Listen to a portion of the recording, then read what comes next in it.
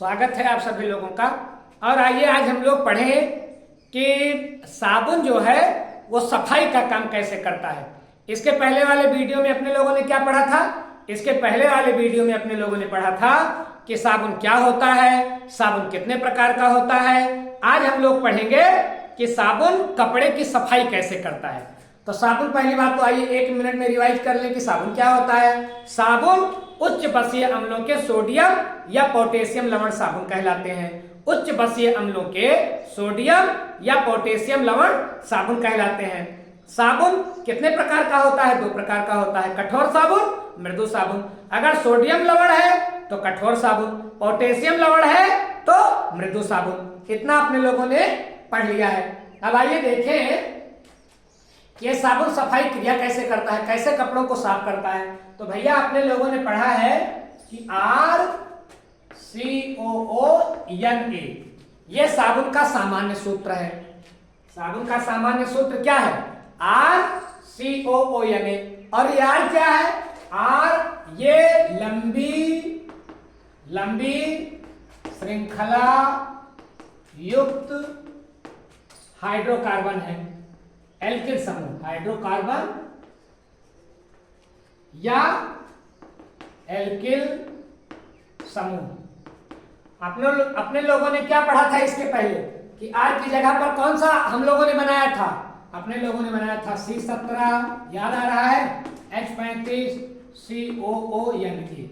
ये साबुन है। और इसी C17 H35 की जगह पर क्या लिख दिया जाता है? R कोई C17 H35 नहीं हो सकता।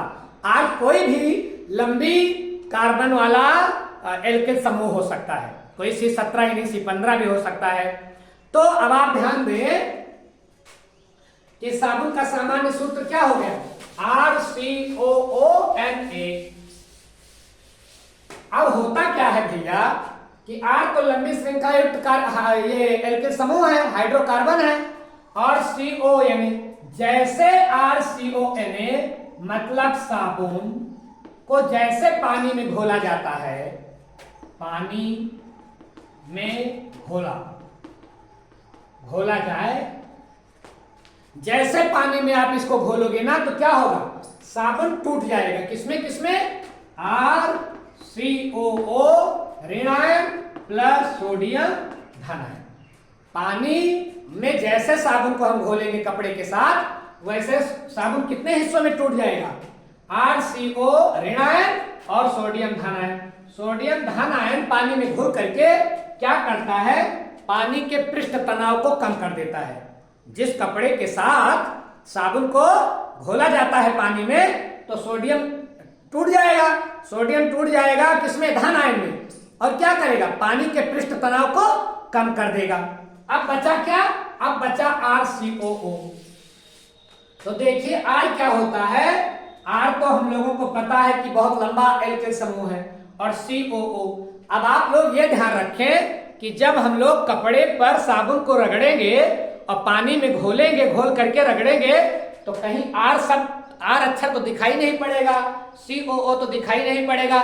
ये सब तो हम काम चलाने के लिए सूत्र बनाते हैं ना, संकेत बनाते हैं काम चलाने के लिए। जैसे अपने लोगों के घर में नमक आता है तो नमक का सूत्र क्या है? NaCl, ये नमक का सूत्र है। लेकिन जब हम लोग नमक के पैकेट को खोलते हैं तो कहीं Na अक्षर या Cl अक्षर दिखाई पड़ता है।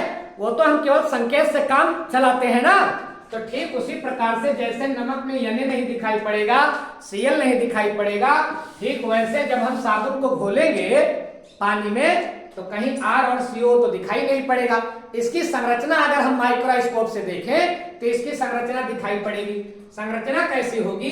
ध्यान रखें आप कि ये जो R होता है, ये जो COO होता है, माइनस जो COO होता है और जो R होता है, यही दोनों तो है। अब देखिए जो COO है जिसके ऊपर ऋण आयन है, ये साबुन के सिर का काम करता है। सिर, इसकी संरचना कुछ यूं होती है, सिर जैसी होती है। और जो R होता है इसकी संरचना कुछ पूंछ जैसी होती है। तो देखिए ये तो हो गया इसका मूल साबुन के दो हिस्से, एक उसका मूड, उसका सिर, या फिर इंग्लिश मीडियम वाले उसका हेड, और दूसरा उसकी पूंछ या इंग्लिश मीडियम वाले टेल। तो देखें ये जो COO ध्रुवीय हिस्सा है, मतलब इस पर ध्रुव है ना, ऋणायन का चिन्ह है ना COO के ऊपर, क्योंकि ये अलग हो गया तो COO के ऊपर कौन सा चिन्ह आ गया ऋणायन, ये ध्रुवीय हो गया, ये पोलर हो गया, पोलर या ध्रुवीय। क्यों ध्रुवीय हो गया?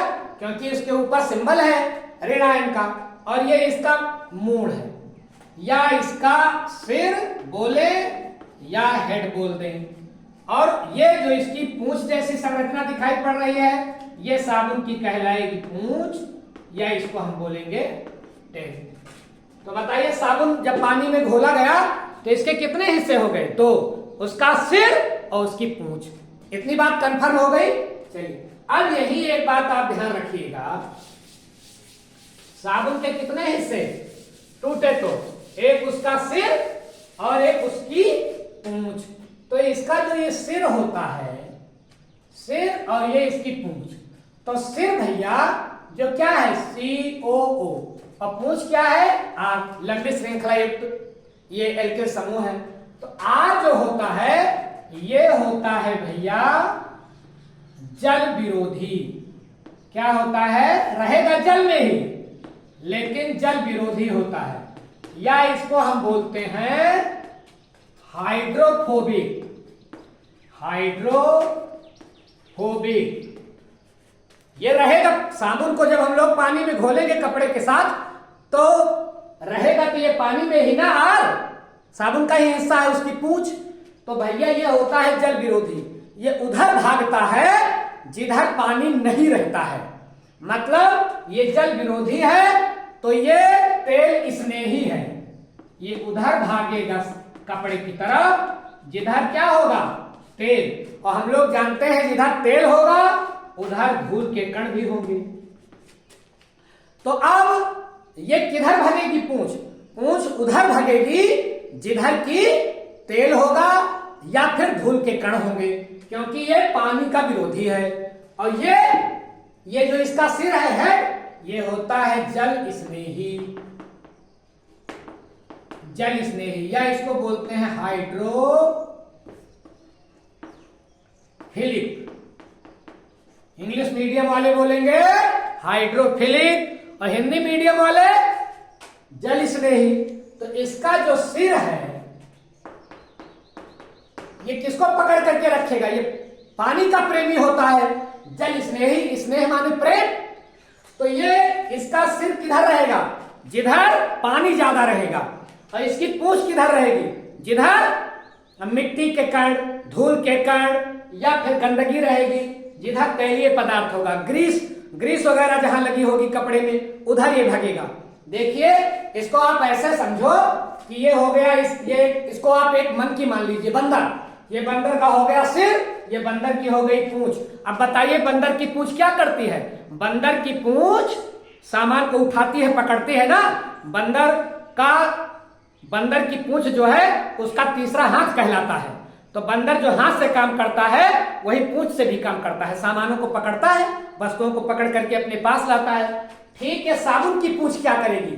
साबुन की पूंछ भी गंदगी को, मिट्टी को, धूल को, तेलीय पदार्थ को पकड़ लेगी, ठीक बंदर की पूंछ की तरह। इसलिए ये भी पूंछ ही है, इसका भी नाम पूंछ रखा गया है। लंबी श्रृंखला युक्त हाइड्रोकार्बन है ये। तो ये क्या करेंगे? इसकी पूंछ क्या करेगी?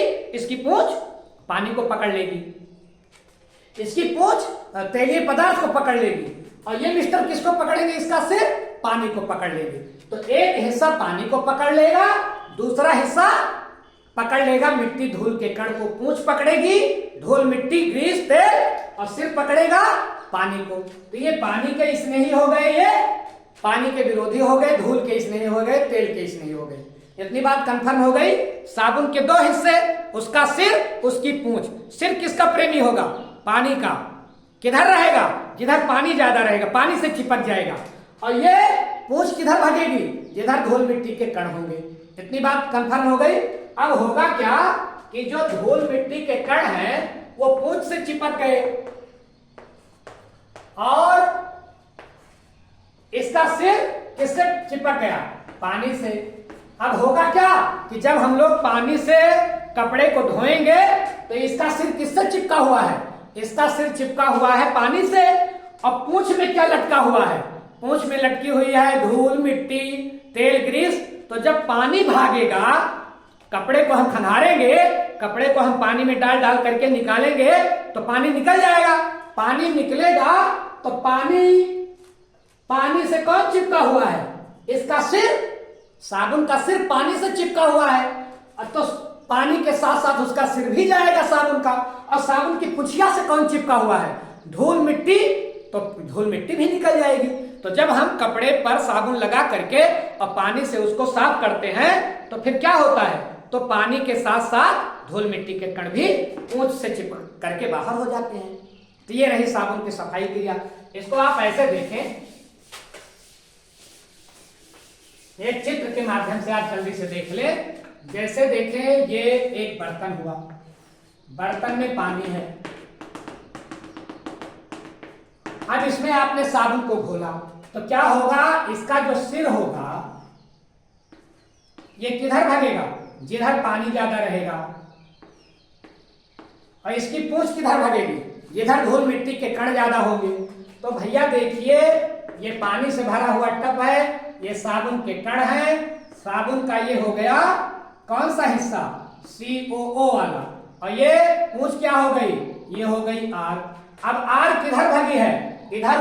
R उधर जा रही है जिधर पानी कम है, और सिर किधर आ रहा है? जिधर पानी ज्यादा भरा हुआ है।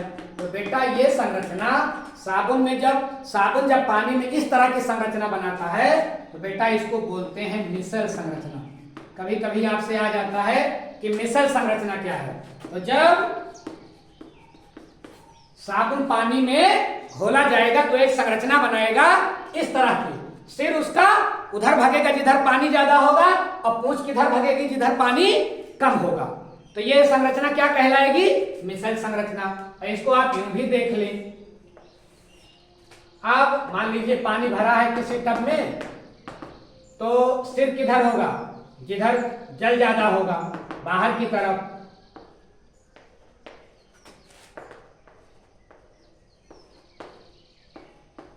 और इसकी पूंछ किधर होगी? मान लो ये मिट्टी का कण है, मिट्टी का कण।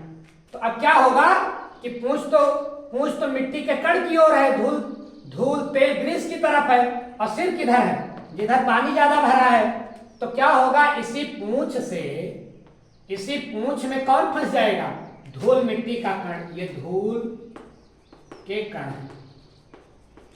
तो पूंछ में क्या चिपक गया? पूंछ में चिपक गया धूल मिट्टी का कण। और जब हम कपड़े को निकालेंगे पानी से तो सिर किससे चिपका हुआ है? पानी से। पानी के साथ बहना चाहेगा तो सिर पानी के साथ बहना चाहेगा, क्योंकि वो जल का इस नहीं होता है। और पूंछ में चिपकी हुई है मिट्टी। जब हम कपड़े को पानी से निकालेंगे तो पानी के साथ साथ धूल मिट्टी के कण भी नीचे चले जाएंगे और कपड़ा साफ हो जाएगा। तो ये हो गया। आपसे कभी कभी पूछ लेता है कि मिसल संरचना क्या है। तो साबुन पानी में जो संरचना बनाता है इस तरह की, इसी संरचना को हम बोलते हैं मिसल संरचना। पूंछ किधर होगी? धूल मिट्टी की तरफ। और उसका सिर किधर होगा? जिधर पानी ज्यादा होगा।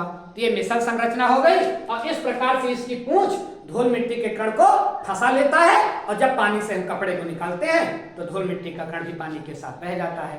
ये रहा कपड़े धोने वाले साबुन की सफाई क्रिया। इस तरह से साबुन कपड़े को साफ कर देता है। और नहाने के साबुन में सोडियम लवण की जगह पर क्या होगा?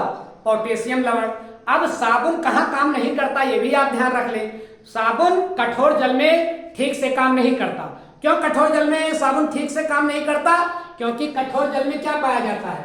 कठोर जल में मैग्नीशियम और कैल्शियम के लवण पाए जाते हैं। तो जब हम अगर पानी कठोर है तो उसमें कैल्शियम और मैग्नीशियम पाया जाएगा। तो जब हम साबुन लगाएंगे तो सारा का सारा साबुन कैल्शियम और मैग्नीशियम से रिएक्शन करने में ही खत्म हो जाएगा।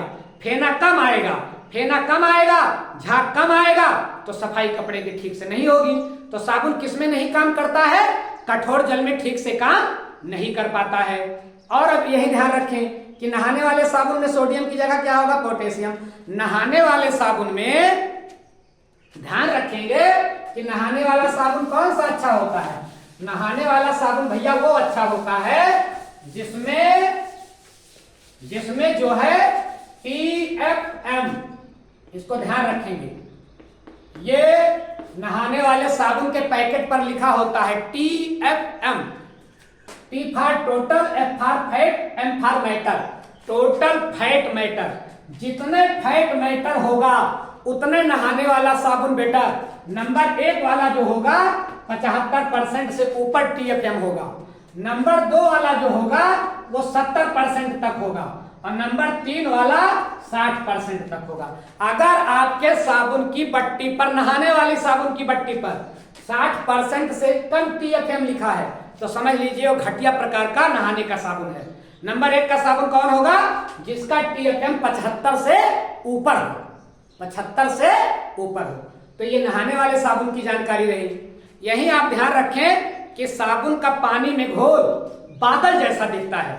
आपसे 1 नंबर का प्रश्न आ सकता है कि जब साबुन को हम पानी में घोलते हैं तो वो घोल बादल जैसा क्यों दिखता है? क्योंकि भैया जब साबुन को पानी में घोल देते हैं तो वह प्रकाश को प्रकीर्णित करता है, प्रकाश का प्रकीर्णन करता है। तो प्रकाश का प्रकीर्णन करने के कारण साबुन का पानी में जो घोल है वो बादल जैसा प्रतीत होता है, क्लाउड जैसा प्रतीत होता है।